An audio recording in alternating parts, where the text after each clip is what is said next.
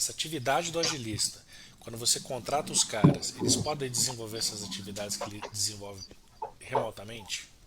Olha, antes da pandemia, a gente dizia que não, mas agora a gente aprendeu, sabe? Então, Aprendeu? hoje, aprendeu. Hoje até eu fiz uma sessão de integração com uma série de pessoas da minha equipe, né, novos que entraram e tal, e veio uma pessoa do Pará, de Ananindeua, no Pará, que está trabalhando conosco dentro dos times e tal. Então, quer dizer, é a prova viva que eu consigo estar à distância, colaborando, trabalhando. Tem os squads ágeis nossos, né, de desenvolvimento, do e-commerce, né, que é o nosso principal produto aí, a gente está vendendo a nova Capture através do nosso e-commerce aí, agora que implementamos um nível superior, e as equipes elas estão todas espalhadas, né? Então, agora a gente viu que a gente aprendeu a trabalhar de forma remota, né? Com os times, fazendo dinâmicas, a gente começou a usar uma série de ferramentas, que até então eram post-its na parede, etc.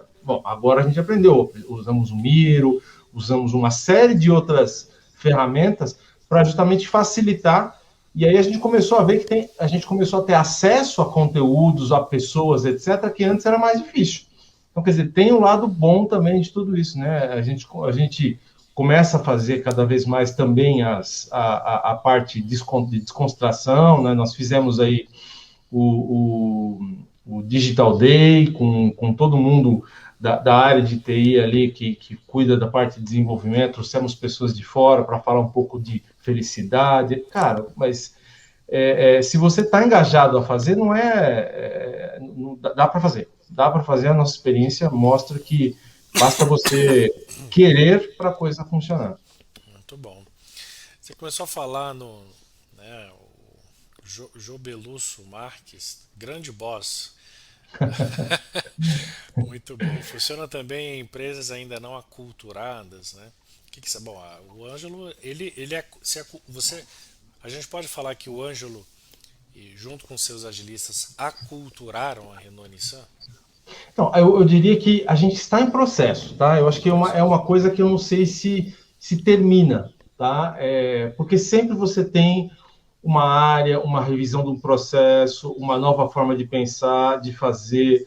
E aí eu volto, vai nos primórdios, né? Quando a gente começou lá em 2012, 2013, com um pequeno grupinho de inovação, onde a gente falava com o Gartner e ele falava assim, não, inovação, você não pode criar um grupo de inovação, né? Porque senão você vai ser só aquele grupo valorizado e o restante da equipe vai se sentir não fazendo parte. Então, quer dizer, a inovação tem que ser alguma coisa para todos, né? Foi aí que a gente começou. E aí tinha aquelas pessoas que falaram, não, TI é uma cadeira de um processo de inovação que a empresa tem que ter.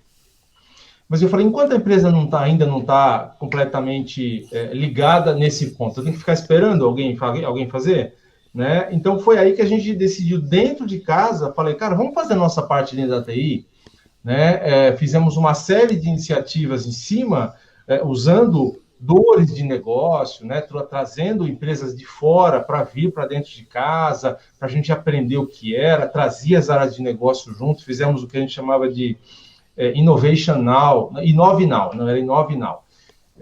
I9 Now, né? Onde era um dia, não, foram 2 dias que a gente trouxe uma série de empresas externas para vir dentro de casa para falar de tecnologias, de etc. E trouxemos as pessoas do negócio junto. Então, quer dizer, a gente tem a capacidade de fazer a nossa parte, né? A gente está agora estudando, por exemplo, holocracia, né? O que significa as novas formas de gerenciamento, onde eu falo, para que eu preciso do chefe? Qual é o valor agregado do chefe? Né? Se a gente tem objetivos claros de negócio para cumprir, se a gente pode desempenhar papéis, funções, será que pode ser uma nova forma de a gente fazer gestão? Então, agora a gente está estudando a holocracia, as ferramentas de management 3.0, como é que isso podem ajudar a nós, gestores, a sermos melhores gestores amanhã, né? E cada vez mais doers, né? Cada vez mais pessoas que podem colocar a mão na massa, né? Eu agora, faz pouco tempo, fiz um curso de Python, não para eu desenvolver, mas para que eu saiba como dialogar com o pessoal que desenvolve, ou como fazer o pedido, sabe? Para saber até onde a gente consegue ir com a tecnologia, né? Estou fazendo a trilha de inteligência artificial do TensorFlow do Google para também, né? Porque quando a gente escuta muitas pessoas do negócio falar, fala, bom, isso aqui a gente faz tudo com a inteligência artificial. É um conhecimento que também nós de TI a gente tem que ir buscar, né? A transformação digital não é só para o negócio, é para nós. Como é que eu faço correlação de dados, né? Os diversos modelos que eu tenho que colocar, o que é um data lake, como é que eu faço. Isso aí é novo para nós também, sabe? Para nós de TI, para nós, pessoal da nossa equipe. Então, agora a gente está no momento do aprendizado constante, né? Se a gente não se desenvolver, se a gente não buscar conteúdo, né, a gente vai ficar para trás, né? Então, até uma frase que a gente usa bastante, a coisa está indo tão rápida que eu não, se eu ficar correndo, eu estou no meu lugar. Né? Então, quer dizer, como é que a gente consegue aproveitar aí esse conteúdo e está trazendo mais relevância, né? Uma coisa também que a gente fala bastante, as tecnologias todas, elas estão aí para todo mundo. Toda nova organização, todas as grandes organizações, ou até as pequenas, elas podem ter acesso às tecnologias. Agora, o diferencial é como você usa, como você conecta aquela tecnologia com aquela dor, ou como é que você convence, ou você pega um parceiro de negócio para fazer a coisa junto contigo, né? Vamos testar, vamos ver como é que a gente consegue fazer com que sei lá, a gente consiga um resultado diferente, né? Aí eu acho que é o momento da gente construir pontes, né? De fazer com que as tecnologias cada vez mais tenham sentido e o grande desafio nosso agora é não ser gargalo, né? Como é que eu faço para que as áreas de negócio consigam manipular sozinhas uma série de ferramentas, né? E que a gente haja ali como cada vez mais como experts, né? Em temas.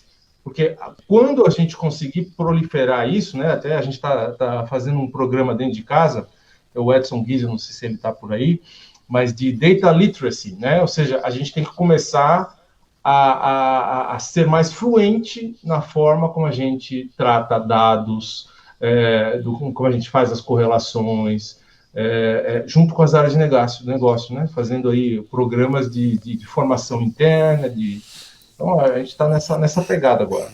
Sensacional, Ângelo. Uma coisa que você falando aí, cara, eu lembrei aqui, uma coisa me passou pela cabeça, né? Que é a formação desse profissional Agile Coach agilista para te ajudar nessa jornada, nesse desafio aí dentro da Renault Nissan. Qual é a importância da formação desse cara? Por exemplo, assim, ó, o cara foi para a escola de medicina, o cara foi para a escola de enfermagem, o cara foi para a escola de TI, o cara foi para a escola de matemática, o cara foi para a escola de estatística, administração. Qual é a melhor? Tem melhor?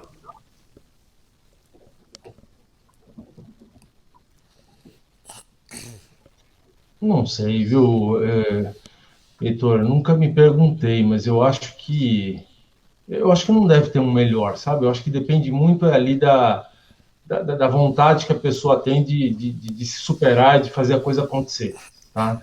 E também da gente não ser ingênuo, quer dizer, não é aquilo que a gente aprende, uma coisa que você também falou bastante, que foi difícil de entrar um pouco na minha cabeça, né? Porque quando a gente vai lá, faz o curso e tal, você vem querendo colocar a coisa da forma como você aprende no dia a dia, né?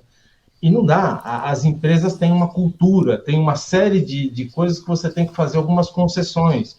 Você tem que aplicar. Você até falou assim: eu duvido no mundo a quantidade de empresas que aplicam o ágil assim, by the book. Entendi. Não existe. Né? Ou seja, a gente tem que se adaptar ao contexto da organização, à cultura que ela traz, que ela tem, né? Tentando fazer com que a metodologia, a forma, ela se adapte e consiga enriquecer a cultura da empresa. Não adianta a gente ser um psicorrígido ali, porque senão não vai chegar muito longe, né? Aí, você, em vez de ser alguma coisa que ajude, você vai começar a colocar barreira. Já vem aquele cara chato de novo, querendo implementar, vamos dizer assim, alguma coisa psicorrígida lá, que você não consegue avançar. Isso aí.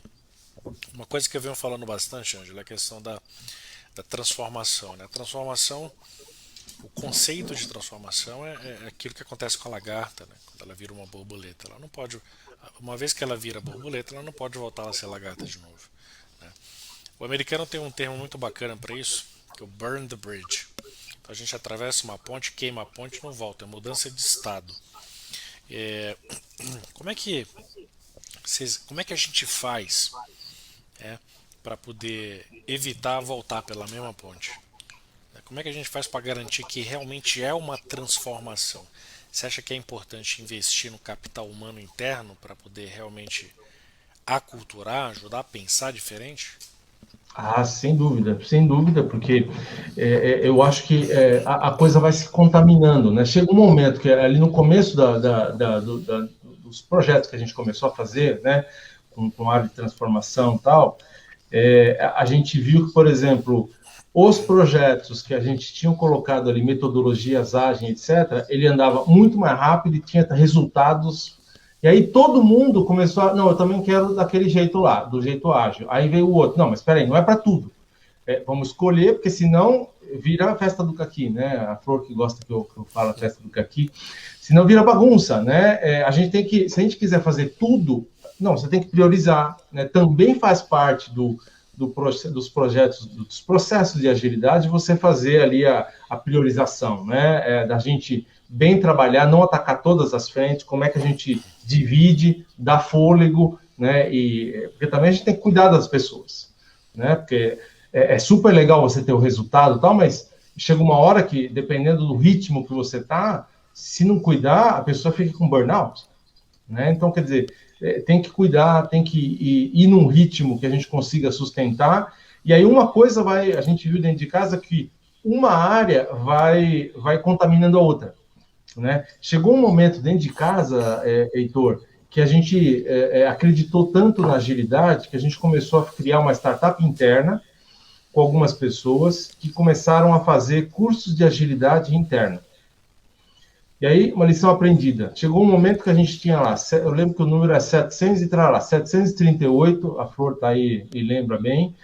E aí, tinha muita gente que vinha se formar, fazia os 2 dias ali com formadores internos, etc., como curiosidade, né? Então a gente viu, não adianta formar toda a organização em agilidade. A gente tem que primeiro verificar qual é um desafio, o que a gente quer buscar, e aquela parte da população ali, aquelas pessoas que a gente identificou, aquela a gente vai ter que formar, porque vai ser super importante para a condução dos problemas. Porque até então estava na moda, né? Todo mundo tinha que falar de agilidade, transformação digital e etc. A gente tinha muita gente muito curioso, né? E que não usava no dia a dia, né? Os princípios, etc. Não tinha para qual usar, né? Ou outros que falavam, putz, é top, mas putz, isso aí, para isso aqui chegar na Renault, vou ter que esperar milênios, né? E aí a gente descobriu que vamos dar o curso simplesmente para aqueles que têm um objetivo de negócio, mas aprendemos com dores, né? Porque foi uma iniciativa nossa, a gente fez dentro de casa e vimos que um dia a gente foi questionado. And so what? Tá, vocês transformaram tantas pessoas. E aí? Qual o resultado prático? A gente tinha dificuldade. Tá? A gente montou dentro dessa startup 3 produtos. Tinha a parte de formação, né, de cursos, né, de Scrum Master.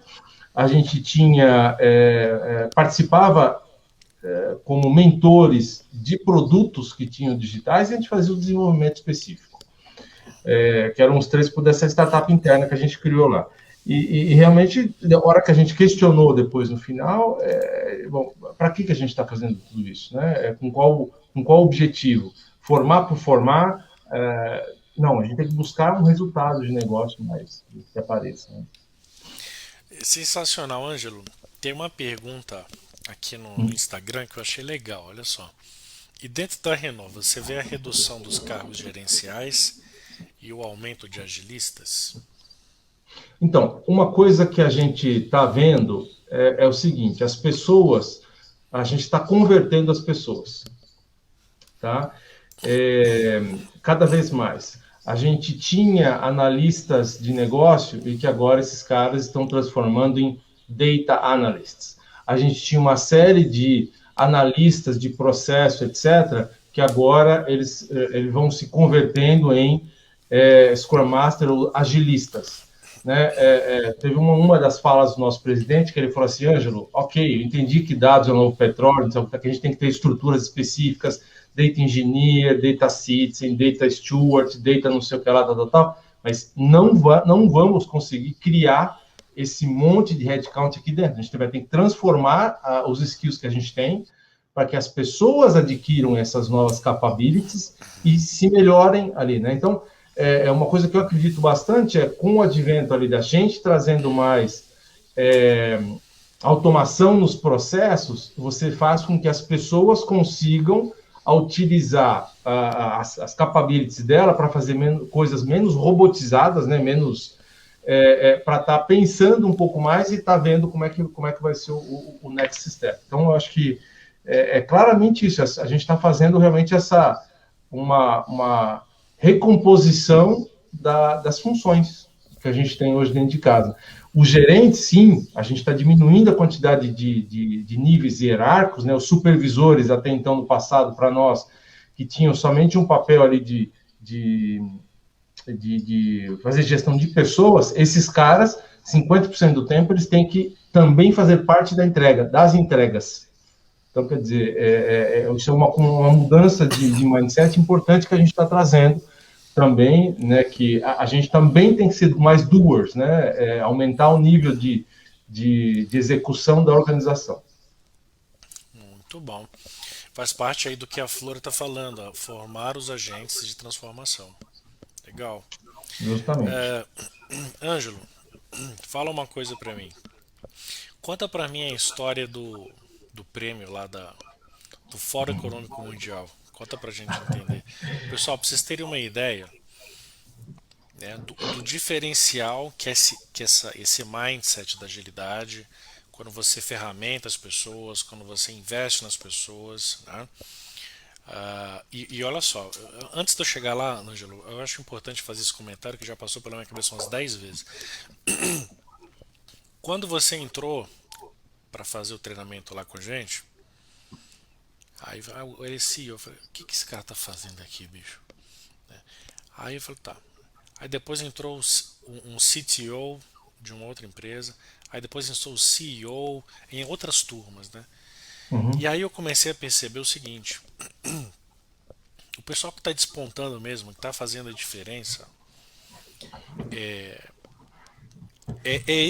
são pessoas assim, são executivos assim como você, como os outros que foram lá e fizeram também, porque entendem a necessidade a partir da perspectiva de quem vai botar a mão na massa, né? Eu acho que isso é super, hiper, mega importante, né? Então fica a chamada aí para os executivos, para o diretor. Se você está assistindo a live que é com a gente agora e tem um chefe que é chato, né? Tem um chefe que gosta só de falar, faz agilidade aí, monta squad ali, dá dica para ele, mostra essa live para ele que é importante, né? Então, Ângelo, conta pra gente até onde chegou essa transformação. Vocês ganharam um prêmio no Fórum Econômico Mundial, para vocês entenderem a diferença que um agilista pode fazer dentro da empresa. Fala para nós, Ângelo. Bom, legal. Então, eu acho que é uma coisa.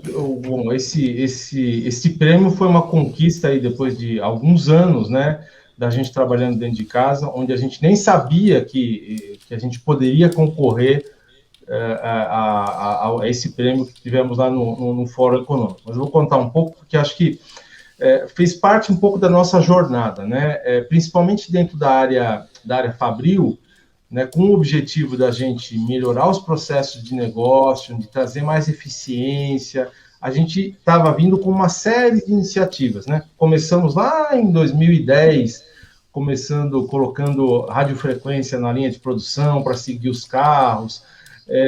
Depois começamos a fazer iniciativas em cima de realidade aumentada, realidade virtual, para ajudar o operador a se ambientar no ambiente de trabalho. Né, começamos a fazer simulações, né, com o Digital Twin, simulações ali da parte da fábrica, de colocar um processo e aumentar a velocidade da linha, o que acontece, onde ficam os gargalos, né? Começamos a usar aquilo que a gente estava fazendo, experimentar a tecnologia e verificar aquilo que tem sentido ou não. Pegamos o drone, será que daria para fazer com o drone a leitura do armazém de peças de reposição, para saber a leitura, tal? Vimos que sim, mas custa muito caro, e o objetivo ali não avançamos, né? Fazer imagens em cima, usando o drone para fazer, por exemplo, a verificação patrimonial, a pesquisa ali e tal, para fazer a contratação dos nossos colaboradores, utilizar, por exemplo, ferramentas de startups ali que ajudavam a fazer o screening ali das vagas, das pessoas, trazer informação para o chefe do ET, né, que a gente chama, que é o chefe ali de uma unidade elementar de trabalho, né, que tem uma série de operadores, para que ele pudesse tomar a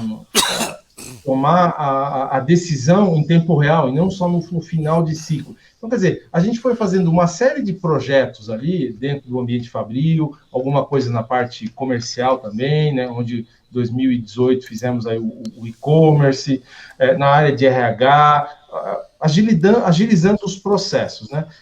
A gente teve uma visita de uma pessoa da França aqui, o responsável mundial de digitalização das fábricas, né? E aí ele falou, nossa, o que eu vi aqui, vocês teriam capacidade de estar apresentando o case, né, da fábrica de vocês para dentro do Fórum Econômico Mundial. Vamos escrever vocês e tal. A gente sabia o que era isso.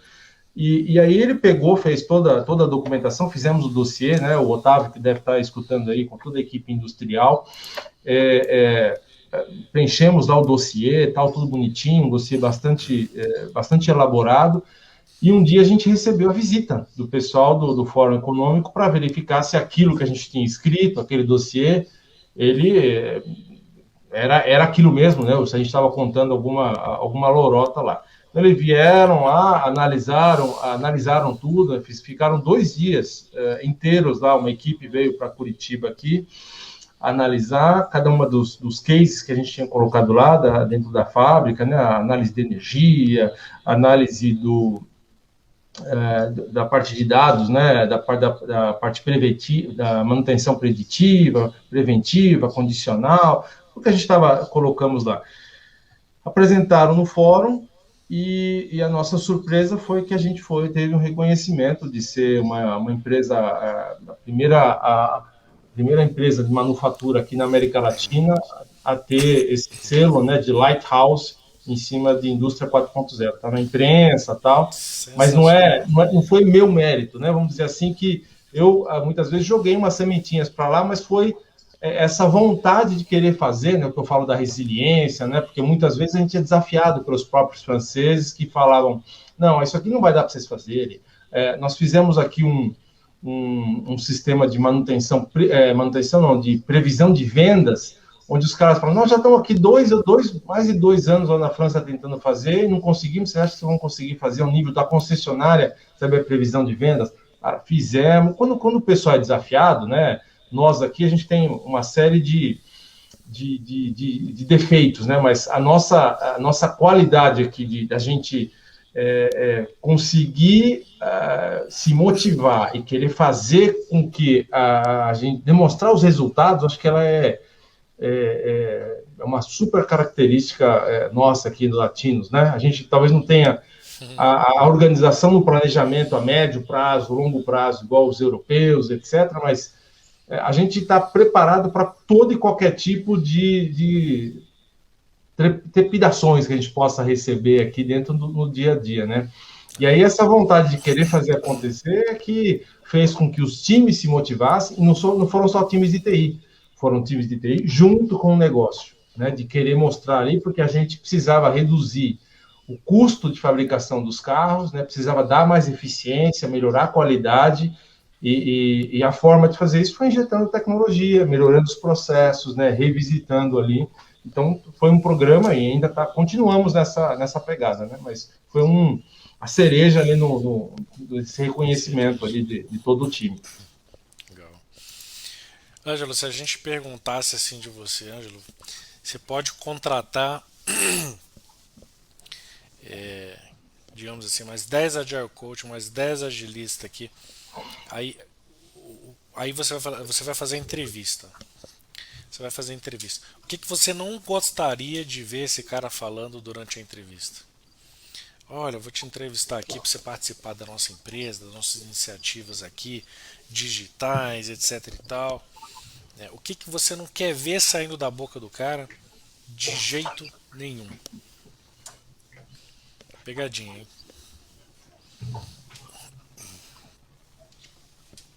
Nossa senhora, hein, Heitor? Pergunta difícil. Pergunta difícil. O que eu não gostaria. Ó, tem Cara, pode um falar. comentário bacana aqui, ó. Live excelente. A Renault está de parabéns com esta visão e atitude em letras garrafais. Parabéns aí para você, parabéns para toda a galera aí, pessoal da Renault que está assistindo a gente. Se você ainda não me segue, segue aí. A live aí com o patrão, com o boss. Vai ficar disponível aí depois para referência, né? E já pensou aí, Angelo? Já pensou? O que você não Então, quer ver? uma das coisas que eu não gosto, né, uma coisa que eu procuro bastante é a pessoa que seja humilde, tá? Porque eu não gosto daquele monte de gente que fica contando só o crédito, só vantagens, etc. Né? Então, eu acho que a gente tem que ter a humildade ali de estar querendo sempre aprender, né? E quando eu tenho um Agile Coach que é a sumidade das sumidades, etc., cara, a gente precisa construir a coisa juntos, né? Não existe receita pronta, né? É uma coisa que a gente vai ter que aos poucos ir fazendo a coisa acontecer, né? Que as pessoas que não têm história, por exemplo, de cara, erramos aqui, erramos ali, cara, isso daí eu sempre fico com o pé atrás, né? Porque a gente está mais errando do que acertando, né? Mas se a gente não se aventurar para fazer as coisas, né? E tiver esse espírito de, cara, o que eu aprendi, né? Como é que amanhã eu posso ser melhor do que hoje? Né? O que eu fiz ontem que eu não posso errar para amanhã? O que eu aprendi? Né? Então, eu acho que é uma característica que eu busco bastante, que a pessoa tem que ser humilde, né? Tem que ser ali, trazer bastante humildade. Pode ter um currículo gigantesco, fantástico, mas a forma como ela se posiciona, que ela conta um pouco da sua história, para mim é chave para saber se ela vai funcionar. Porque depois não funciona com as áreas, não vai funcionar com as pessoas, né? Ninguém é melhor. Eu falo assim, eu não me coloco numa posição de melhor do que ninguém da minha equipe mesmo. Eu falo assim, eu tenho às vezes alguma informação privilegiada ou alguma atitude ou algum contato, mas eu não sou melhor do que a pessoa que tá ali executando a coisa no dia a dia, né? Então, cada um tem que desenvolver o seu papel o melhor que pode ali, né? E eu estou sempre escutando, né? Aqueles que sabem que trabalham comigo, eu realmente não é que eu não respeito a hierarquia, né? Eu vou falar com o analista, a gente faz cafezinho, conversa, com o propósito da gente melhorando, né? E melhorando a forma como a gente trabalha, a forma como a gente traz a mudança na organização. Muito legal, Ângelo. Vamos falar que isso é carta marcada, que isso a gente combinou, né? Mas ninguém combinou, né? Olha só, eu fiz uma live na semana passada onde eu falei para o pessoal o seguinte: a gente tem que comunicar aquilo que a gente quer ver. Super importante. Então, você tem que dar exemplo, né? Você quer mais produtividade? Você está sendo produtivo?